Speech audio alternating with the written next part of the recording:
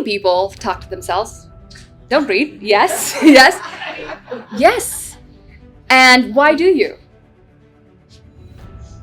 What do you say? When do you talk to yourself? So using it as a third voice to actually objectively see the situation, to make sure that I can motivate myself and to actually get perspective. All of these are amazing features of self-talk. We don't value the power of self-talk in building resilience. So anytime in your life, at work, if you need to get focused, because so a lot of research in this is in sports psychology.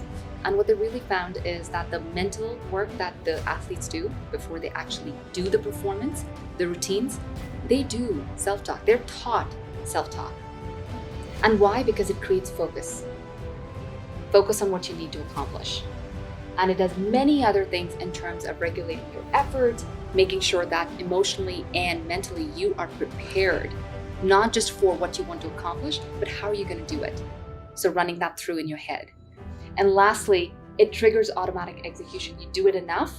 Every time I say, okay, Sandeep, time to get it together. Now I know I have done this many times where I say that to myself, and what's the next step? So the automation that it creates. But what's the best way to do self-talk? 2 ways. When you talk to yourself, don't say, I really need to get this together. I have a presentation, not I. Use third language. You, Sandeep, you really need to get this together. You have a presentation.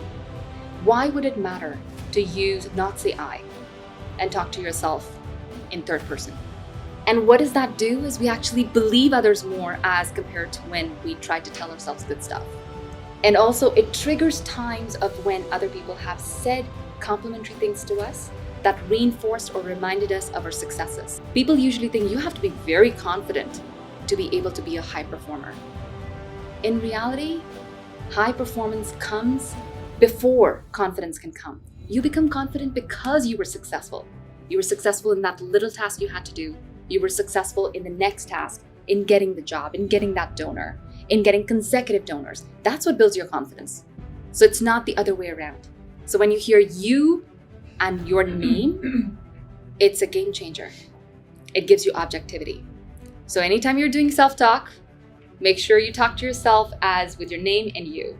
The second thing, if you think, oh, I can't do that. That seems so weird. So then you think of your cheerleaders. Do you have a cheerleader? These are people who, no matter what, always think you can accomplish anything. My mom is my biggest cheerleader. My sister, I have an amazing family. I think they're my biggest cheerleaders. Who is the cheerleader in your life? And as I talked about, I have to do work on being kind to myself. So I use this strategy. I think of my mom and what she would say to me. Sandeep, you can do anything. So that is powerful. This is Kat Cole. She is the CEO of Cinnabon. And she talked about this story where she said, whenever she needs to pick herself up, she thinks of her mother. And that's the tape that runs in her head. And her mother would say to her, even when she was a little girl, you can do anything. She had a very tough life growing up. She was a part-time waiter at Hooters. And by 40, she became the CEO of Cinnabon. And that business, is a global enterprise. Huge accomplishments. So there is power in self-talk. So that's the first step.